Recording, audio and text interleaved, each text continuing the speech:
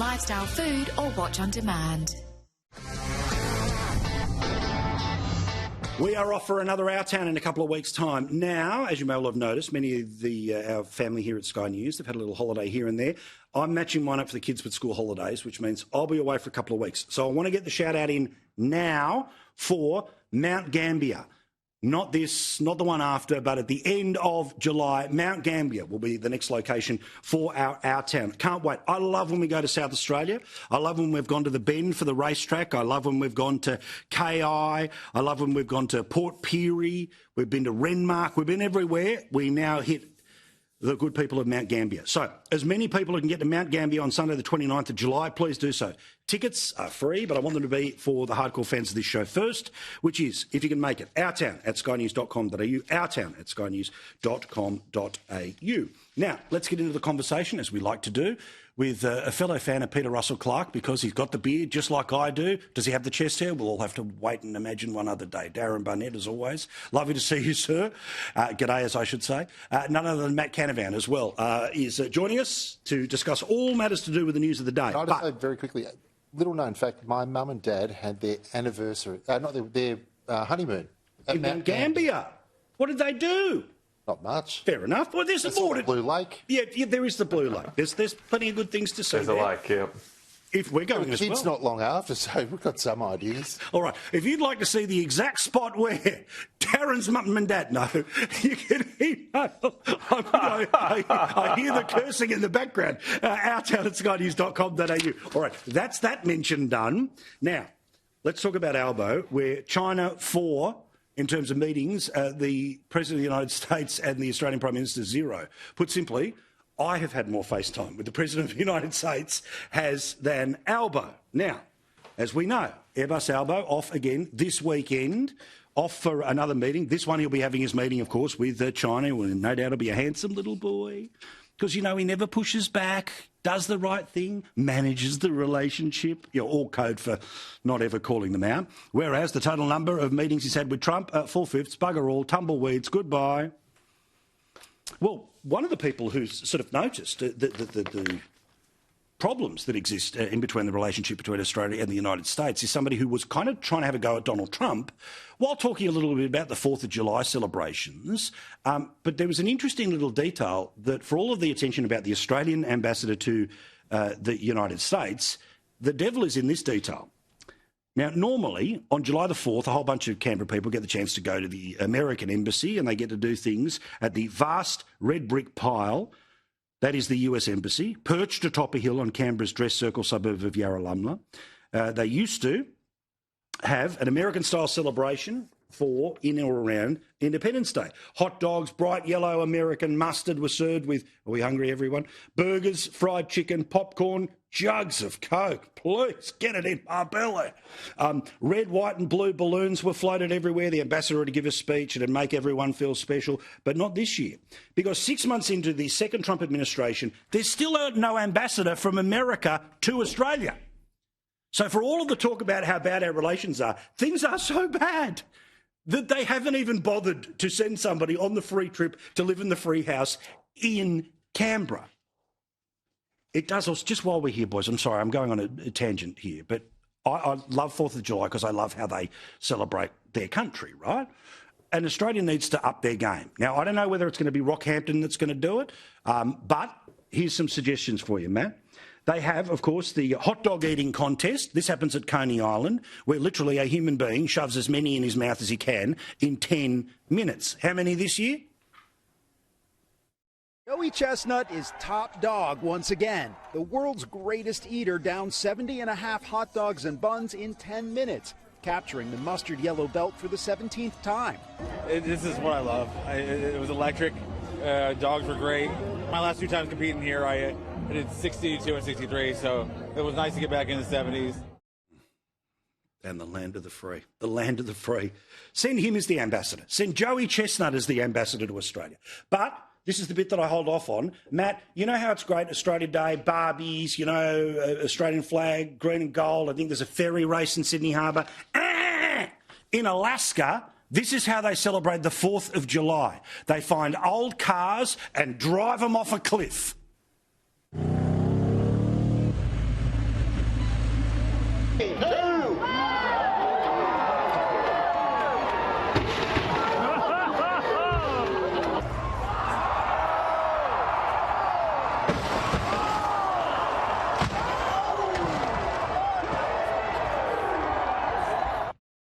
Senator, which one is the metaphor for the relationship between Australia and the United States at the moment? The one that's full of hot dogs or the one that's off a cliff for people's amusement? Well, actually, I think it's going back to the lack of an ambassador. That's probably sums up the relationship right now. I think Anthony Albanese's very happy that Donald Trump doesn't seem to know who he is or give much thought to Australia. We're quite lucky, perhaps, in that regard, because I worry as soon as the president maybe does turn his attention to what's going on down here, things might change really rapidly and badly for us.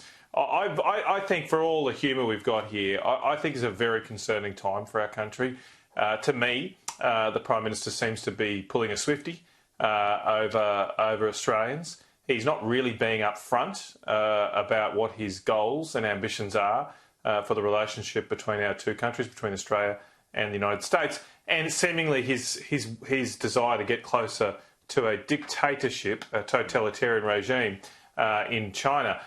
He's given this very weird speech over the weekend at the Curtin Institute, almost, I suppose, suggesting that China is in some way the America as they were in World War II, because he's getting closer to them, just like Curtin, got closer to America. It's all very strange. He just needs to be upfront with us. I think the Australian people deserve to know, does the Albanese government view America as the most important friend and ally to our country, which has been the case since John Curtin made that shift, since World War II? Or do they think we should replace the United States with the likes of a dictatorial communist regime in Beijing? He's just not being upfront with us. And given what's going on around the world right now, that should be of concern to all Australians. Well, again, Darren, I know to the domestic political audience, the more trouble he's in with Trump, the better he goes, because the majority of Australians don't like Trump. However, relations between Australia and the United States should always be closer than the relations between Australia and China. And what I did find offensive about the suggestion from the speech on Saturday was, this just like John Curtin, we know how to balance things. That was a choice between the UK and the European War or the Americans and the Pacific War that, of course, at some point involved subs in Sydney Harbour, the bombing of Darwin, Broome. I think he's taking the piss by turning around and pretending that this balance with China's the same thing. The only reason we need to build up our military is because of China, not because of America. I think if push comes to shove, we will know whose side we're on, and it'll be America. So that has not been tested in any real way. I think the government in the first term that they had, they were pretty strong on AUKUS to the point where there wasn't a lot of right-wing commentariat that criticised those decisions and those moves. So I think they are trying to rebalance a little bit, whether that's good or bad. And I think what is important is the trade relationship with China was rebalanced during the previous 3 years. But take us inside their head. They think, they being the Prime Minister's office, I think would think both sides of the street. Correct, but I'm saying, but the more fights there are with Trump, the better it is for them, because the collective Australian public don't like Trump. That won't last 3 years. I think that worked in the election campaign, and it certainly worked with respect to Peter Dutton, because he was seen as a Trump-like figure. Well, that will not. You made him out to be. No, it's seen to be. Yes, fair enough. But that will not last. You won't see that level of. You won't see them trying to run that type of argument for a full 3 years, because it's not in the national interest, and people won't remember it in that way for that long. Correct. All right, quick one, Matt, before we go, 30 seconds. Can I say something about the trade situation that Darren just mentioned? We had on the weekend, or just late last week, the Resources Minister, Madeleine King, make the point that it is actually the actions of China that is putting at risk thousands of jobs in Australian steel, in Australian copper, in Australian nickel and zinc. It is the actions of the Chinese government in subsidising their own industries that is putting at risk the jobs in those manufacturing industries here in Australia. It's causing all of those facilities to put their hand out and want billions of dollars of taxpayer support to stay alive. And I'd also like to know, and I think Anthony Albanese should be upfront with the Australian people, is he going to raise the issues that his Resources Minister has raised publicly here in this country with the Chinese government? Is he going to raise the fact that the Chinese government's trade and investment policies are putting at risk thousands of Australian jobs? And what is his response to that? He's just silent on that. And the cost of that is, we can all talk about, great, we're exporting iron ore and beef to China. How about the thousands of union workers, Australian workers,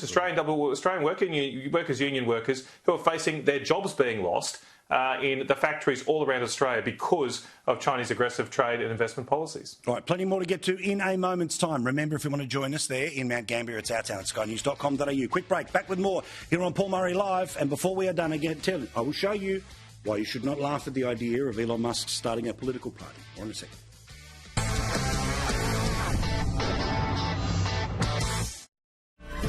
This program is brought to you by Stockman Steaks.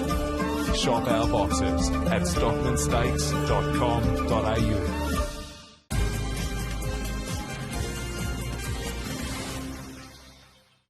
Go Harvey Norman 10 days of deals. Hot offers dropping daily. Hot deals on laptops from just $328, like the 15-inch Acer Lite. Hot deals on printers from just $48, like this HP DeskJet All-in-One. Hot deals on mobiles. Save $100 on Samsung Galaxy A16, now under $200. Hot deals on smartwatches. Save $80 on the Garmin Lily 2, now $348. Plus, see in store and online for hot one-day-only deals. Best prices guaranteed. Harvey Norman 10 days of deals on now. How can ordinary people build extraordinary wealth? By making their money work smarter. At IQ Capital, we leverage proven strategies to transform your assets into powerful income generators, so you can pay off your mortgage faster and pay a lot less tax. That's why we've created the Smart Way to Rich Guide, and it's yours free. Our guide shows how to leverage the equity in your home to unlock even more wealth-building opportunities. Understand property trends that reveal why now is always the best time to take action. How to save up to $20,000 in taxes every year and redirect those tax dollars into income-generating assets. And discover how the same income and the same assets can give you a superior outcome. With our support every step of the way, you can pay off your mortgage faster, pay less tax, and retire richer. Go to iqbook.com.au to get your free Smart Way to Rich guide. So proud of the person you become, not only musically, but as a human being. When you first started to pick up the guitar and play, something wasn't gelling, it just wasn't working 100%. I think some of the guys that you were watching on TikTok were just explaining things to you in a different way that clicked to you. It's genuinely helped me to learn. You're struggling to switch to chords like C, D, and G? I have a tip that's going to help you out immediately. I love being able to share music with you. It's one of the things that I value most about our relationship. While some origin stories start on the field, others go back generations. What could your DNA reveal? This state of origin, discover your origin with Ancestry DNA. What a hotel. And only $370 a night on my favorite site. What? You didn't check Trivago? I got mine for $250. Check Trivago to compare prices and save up to 30%. You didn't check Trivago? Hotel Trivago. Perfect Italiano is perfect for that.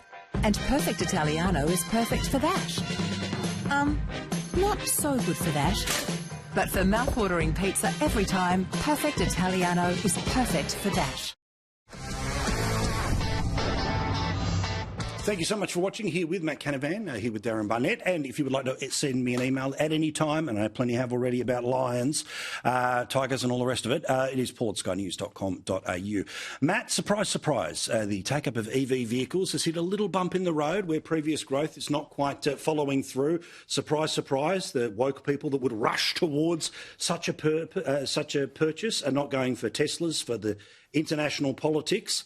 And I've said this before, as a person who bleeds red, loves Holden, loves Broom Brooms, at some point I'll own an EV, but I'll wait for everyone else to test out the technology, see what the resale value is. But we know in places like the ACT, remember the combustion engine will not be allowed to be sold in the ACT by 2030.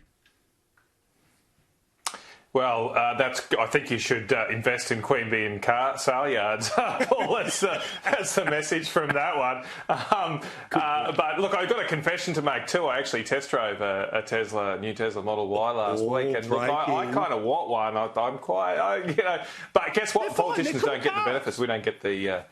They're cool cars. They're cool cars. But I think what we should do is just let people make their own choice. That's it. As I said, Polly's, we can't get the tax benefits. I'm not sure if I'm going to buy it. I don't like spending money on cars. They're a dead asset, and your resale values falls bad on all cars. But the issue here is, why do we waste all this taxpayer money subsidising the choices of rich people? You've got to be pretty rich to afford most of these EVs. Why do we do that? Let just people make their own choice. And there's actually a sting in the tail here from this data. You may just laugh and think, oh, well, as you say, woke people aren't buying these cars. The problem is on July 1, just last week, the government's new carbon tax on cars came into effect. And what that means is it sets a baseline of emissions per kilogram for the whole vehicle fleet, or for each individual car sellers' vehicle fleets. And if there are fewer people buying electric cars, the tax that the rest of us has to pay to just afford a normal car, family car, is going to be higher. And all the government's modelling and figures were based on uptake of a lot of electric cars. That's not happening. And so all of their modelling is wrong, and the impost of this carbon tax on cars is going to be much greater on the average Australian. Yeah, because remember, it was the hybrid cars, which was many people's choice as the transition vehicle. Those get hit by a lot of these things, and basically there was a way of trying to go after the hybrid car with luxury car tax in order to push people towards EV. Again, I'm not going to be a person who's going to pretend I will never drive one, never own one. Look, they have vastly improved, and they do each and every year. I probably won't be buying some of those crappy, cars that just yell at you the whole time, because some of the EVs do. But is this just the natural take-up where all the cool kids have already bought it first, and now we've got to wait for a market to develop, Darren? I think the plug-in hybrids are popular, and that's where the big rise was. The more sort of standard, traditional EVs, not so much. So I know they cut the FBT exemption in March. Maybe that'll change. They might want to look at that again. But look, people will make their own choices. I agree. There is some cross-subsidy for those vehicles, but Australia's such a large country. Until you figure that out, that's why the plug-in hybrids are successful. Until you figure that out, I think it's going to be, the old-style cars will continue to be popular the further you are from the CBD of a major capital. Correct. All right, I've got a bumper sticker question for you, almost a yes-no for both of you here, right? The AFL is talking about having more football into future years. What they want to do is have the main competition and have some sort of secondary competition with a whole bunch of teams that aren't in the full AFL but would be in some sort of, essentially first division. Whoever wins first division would get one of the 8 spots in the AFL final. So theoretically, you could have, the Southport Sharks might end up somehow winning the AFL Premiership. It is, of course, a play for more football, more TV, blah, blah, blah. Simple question, yes or no. Do you want a secondary AFL league, Matt? Not that format, no. No, all right. I've got other ideas, but yes or no. You ask me yes or no. No, appreciate it. Helping me out. The old night grand final, the night series with interstate teams was terrific. Don't mind that idea of almost an FA Cup style, but that idea of putting them into the 8, no. If Rugby League wants to bring back the Panasonic Cup, I'll be happy, because the Balmain Tigers do have success in that area. I'd be more than happy for that chat, but of course, completely different sport. Thank you, lads. Do appreciate it. We'll see you again next Monday. Remember, if you would like to join us for Our Town Mount Gambier, the email is ourtown@skynews.com.au. Quick break. A bit more from me about Elon Musk before we